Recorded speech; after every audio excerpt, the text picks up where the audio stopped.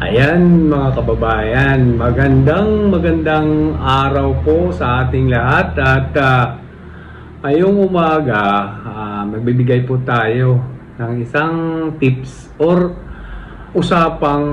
may pag-uusapan po tayong pinakamahalaga sa ating pamilya mga kababayan. Kasi nakikita ko kasi ito yung nagiging kasanayan na problema sa atin doon sa ating pamilya na nag-aaway-away, nagbabangayan at may mga hidwaan po sa ating pamilya. So malalaman na kung ano po ang ating ngayong pag-uusapan. Ang pag-uusapan po ngayon natin ay ang usapang mana. Ito napaka-exciting po itong ating pag-uusapan ngayon dahil po karamihan po sa ating pamilya dito sa Pilipinas na talagang may mga problema po sa partisyon, may mga problema po sa hidwaan po sa magkakapatid, magkapipinsan, at hindi na nagkikibuan yung dahil lang po sa isang mana. So na hindi napapartisyon. So ngayon, pag-uusapan po natin kung paano ba ipaparte o paano ba yung partition ng isang mana. So, overview lang muna tayo mga kababayan kasi itong ating topic ngayon ay napakamaselan po ito. At sana po itong ating topic ngayon, pag-uusapan po natin, ay maging isang gabay po sa ating pamilya o sa mga magkakapatid, magpipinsan na hindi nagkakaunawaan. Sana mag-himplo para nakatulong po sa pag-settle o paghahati-hati o ano ba yung proseso sa paghahati-hati ng mana, whether it is divisible or undivisible doon po sa ating intestate or doon po sa estate ng ating namatay na mga lolo, lola.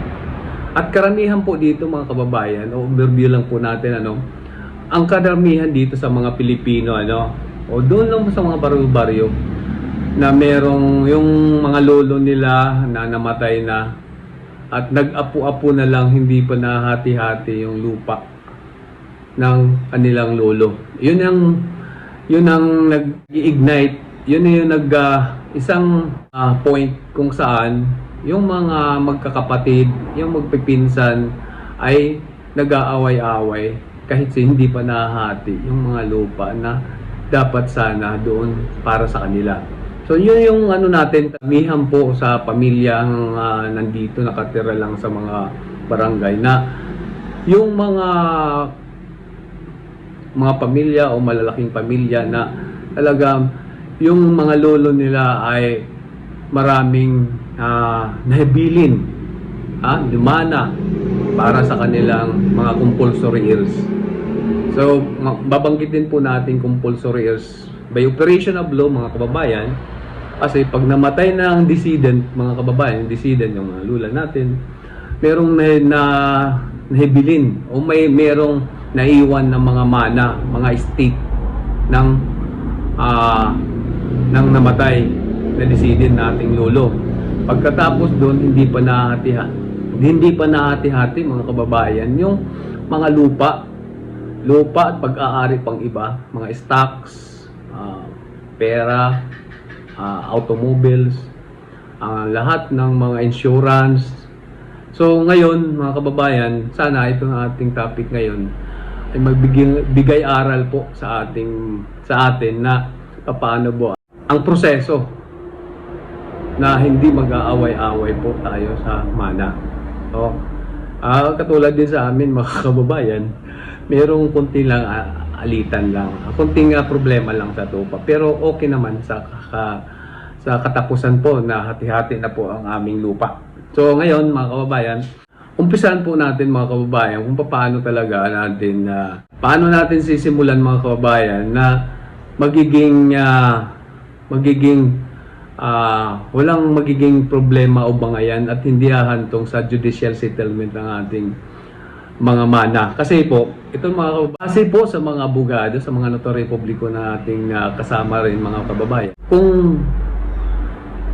Kung tatlo lang kayong naghahati-hati sa mana, sa lupa, o hindi maganda ang pagparte ng lupa, baka maging anim po kayo dahil sa mahal po ang attorney's fees and litigation po ng judicial settlement. Babayad kayo ng abogado, attorney's fees.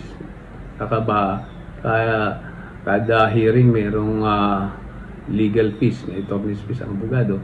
So, kung tatlo lang kayo, baka maging anim po kayong magkakapatid dahil may singil din ng abogado. Diba mga kabayan? So, hanggat maaari mga kababayan, pilitin po natin hindi hantong po doon sa judicial settlement ang ating partihan. Para po, yung parte ninyo, kanya-kanya. Hindi na lang yung isang hektarya ay baka maging 5,000 square meter na lang natira sa inyo. Diba mga kababayan? So, kung mayroon man tayong hindi pagkakaintindihan ng pamilya, baka doon po tayo. Kasi kayo din po ang mawawalan ng ilang porsyento ng mana nyo. So, sana klaro po tayo doon mga kababayan. So, tuloy na po tayo dito sa ating topic, sa usapang extrajudicial settlement tayo.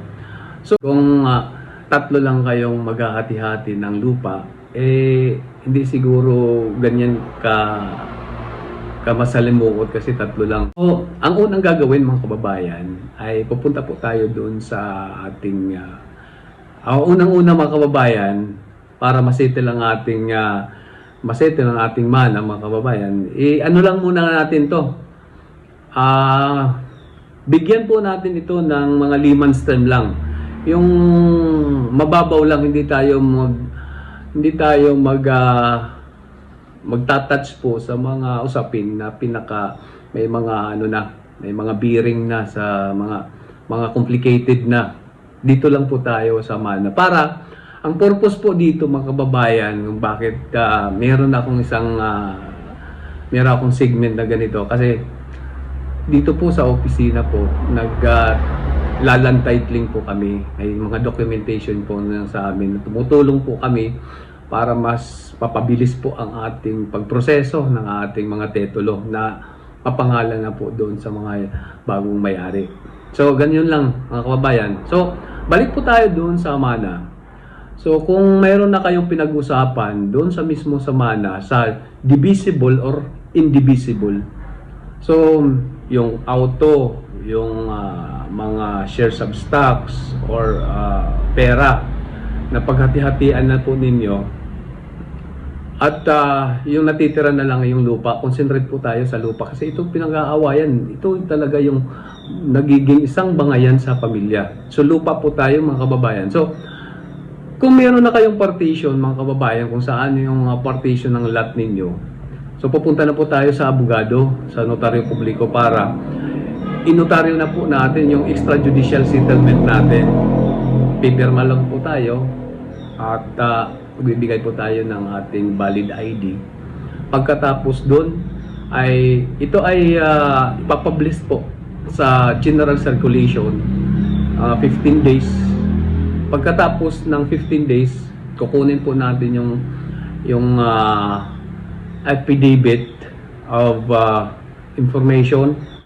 Pagkatapos ng publication, magbabayad po tayo ng capital gains tax at documentary stamp tax sa BIR para po maging valid po ang ating transaction or yung pag-transfer po sa property doon sa mga compulsory heirs, sa mga magkakapatid ay magiging valid po.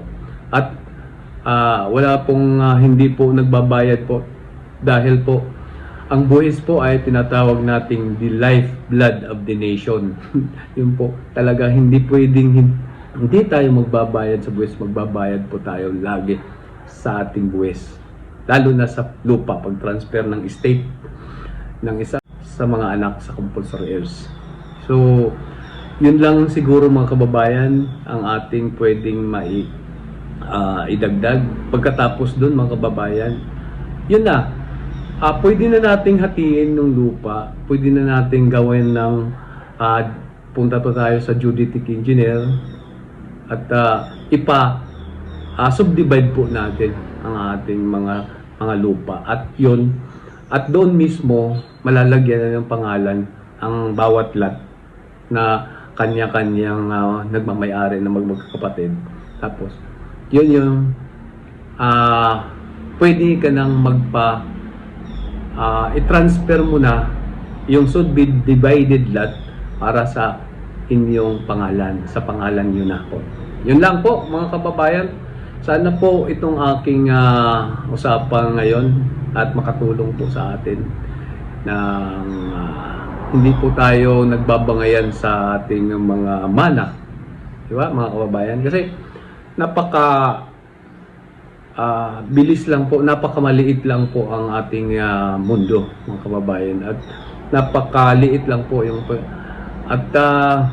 yun lang, iwasan po natin mga kababayan na maging magbangayan po ang ating pamilya po para lang sa isang mana mga kababayan.